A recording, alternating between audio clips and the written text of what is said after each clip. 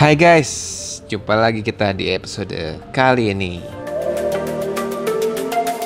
Di episode kali ini, gue mau ceritain tentang kisah aneh dari tokoh-tokoh dunia yang tentunya namanya sudah melegenda dan sangat besar.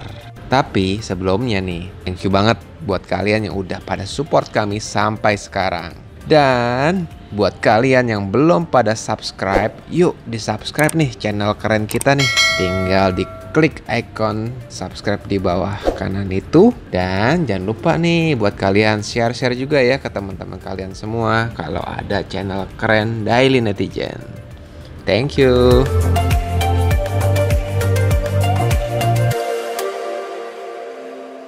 Tokoh yang pertama dalam cerita ini yaitu King George III. Siapa sih King George III? Itu kalau nggak salah kakeknya Ratu Elizabeth guys, kakek buyut.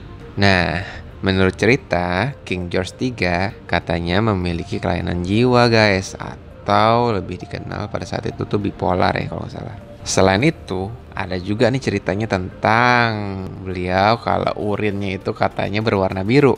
Hah? Urin berwarna biru? Gue baru tahu nih ada urin berwarna biru. Dari sebuah kutipan jurnal Science yang berjudul King George III, Bipolar Disorder, Popuria and Lesson for Historian yang diterbitkan pada tahun 2011, mengulas tentang sisi aneh dari King George tersebut yang berisikan kalau King George III memiliki gangguan kejiwaan yang disertai oleh penyakit medis berupa kelainan darah genetik. Awal mula penyakit mental King George III terdeteksi sekitar tahun 1765. Berawal ketika beliau mulai kelihatan beda nih. Terlihat tuh gangguan syaraf yang cukup mencolok pada saat itu.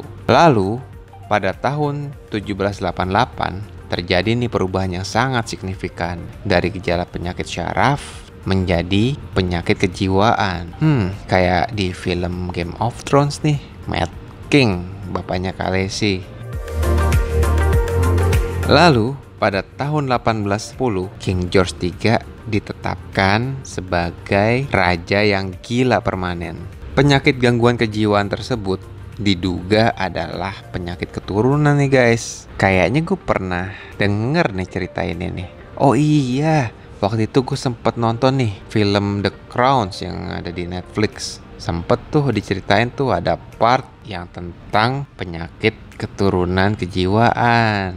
Dan hal tersebut tentunya ditutup rapat oleh Royal Family. Lanjut nih guys ke tokoh selanjutnya yang memiliki kisah aneh. Siapa lagi? Leonardo da Vinci. Siapa sih yang gak kenal tokoh dunia yang satu ini? Sang maestro atau pelukis Mona Lisa yang sangat fenomenal dan legendaris ini. Ya, tentunya lo semua pasti udah tahu ya nama besar Leonardo da Vinci. Leonardo da Vinci juga sering disebut sebagai pelopor ilmu paleontologi atau juga sering dikenal dengan pelopor ilmu arsitektur, serta sering dianggap sebagai pelukis terhebat sepanjang masa. Lalu apa sih kisah aneh yang melekat pada Leonardo da Vinci itu? Katanya Leonardo da Vinci juga seorang ambidextrous. Ambidextrous adalah kemampuan unik yang hanya dimiliki sebagian kecil orang nih guys, dimana mereka dapat menggunakan kedua tangannya dengan sama-sama baik dan sempurna. Tercatat hanya ada 1 dari 100 orang yang memiliki kemampuan seperti ini nih guys, tentunya secara alami.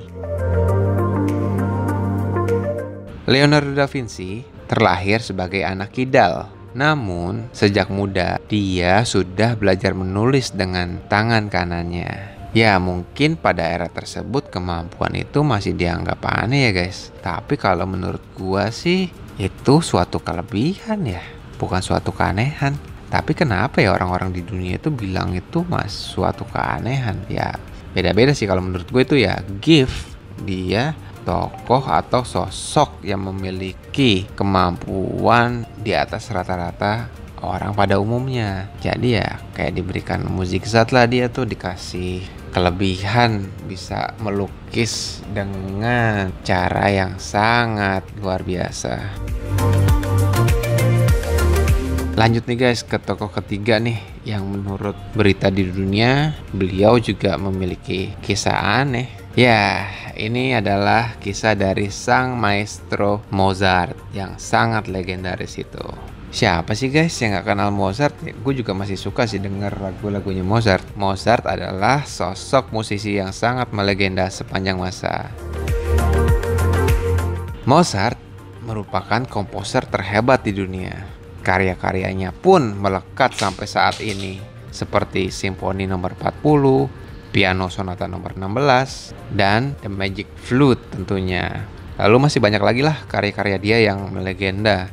Ya, orang karyanya dia itu udah lebih dari 600 karya yang udah dia buat. Sadis kan guys?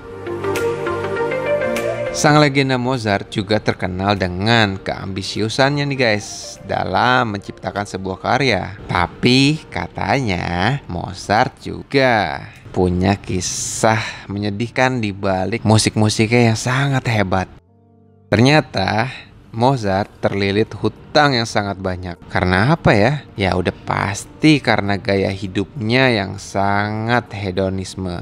Itu udah cukup terkenal ya gaya hidup Mozart pada zaman itu. Dia sangat boros, senang berfoya-foya dengan gaya hidupnya yang sangat hedon. Dengan gaya hidupnya yang seperti itu nih guys, sang legenda pun berada di jurang kebangkrutan. Lalu Mozart memutuskan untuk membuat karya sebanyak-banyaknya tanpa mengenal istirahat, dengan tujuan dapat melunasi hutang-hutangnya. Dengan keambisiusannya tersebut, Mozart banyak yang bercerita kalau dia tuh hampir gak pernah tidur guys. Dia terus-menerus membuat karya tanpa henti. Bahkan di saat jam dia waktunya untuk istirahat, dia menghabiskannya tuh di bar untuk minum-minum alkohol. Bukannya tidur malah minum. Wah, sadis itu sih. Kayak gue gak bisa ngebayangin lah. Zombie kali ya. Ya, ketika kita udah di atas, kalau gue sih ya, jangan lupa nih buat sedekah. Dan kalian jangan lupa berasal dari mana. Gaya hidup kalian juga jangan boros-boros lah. Lanjut nih guys, di balik karya yang sudah melegenda, ternyata ya yang seperti tadi gue bilang, kehidupan dari sang maestro Mozart ini cukup tragis. Bahkan katanya tentang kematiannya pun juga masih kontroversi. Ya ada yang bilang kalau dia meninggal di usia yang sangat muda itu pada usia 35 tahun kalau dia dibunuh oleh pesaingnya. Lalu ada juga nih yang mengatakan, dari studi yang mengatakan tersebut kalau Mozart meninggal akibat mengalami komplikasi penyakit dari bakteri Streptococcus. Bakteri apa tuh? Gua nggak tahu gue. Ya namanya toko dunia, artis-artis di Indonesia pun juga selalu jadi kontroversi guys. Lalu nih guys, ke toko dunia yang memiliki kisah yang sangat mengejutkan. Toko besar ini adalah salah satu yang gue favoritin juga guys. Siapa sih yang gak kenal Albert Einstein? Albert Einstein, seorang ilmuwan besar yang lahir di Jerman pada tahun 1879.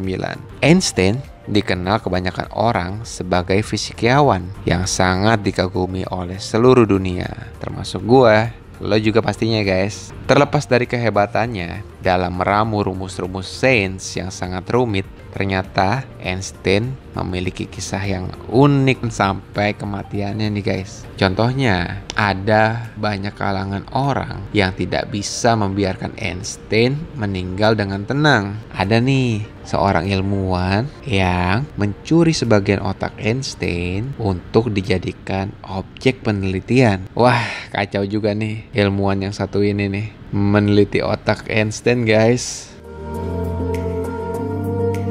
Hal tersebut ternyata dilakukan tanpa persetujuan dari keluarga Einstein guys. Dan menurut cerita, Einstein pun telah berpesan kalau bagian tubuhnya tidak diperbolehkan untuk dijadikan bahan penelitian saat dia meninggal nanti. Padahal Einstein udah nulis wasiat loh, nggak boleh bagian tubuh gue dijadiin bahan penelitian kalian. Ya, yang namanya wasiat guys, kalau nggak tertulis ya dianggap hoax nanti, ngadi-ngadi lu.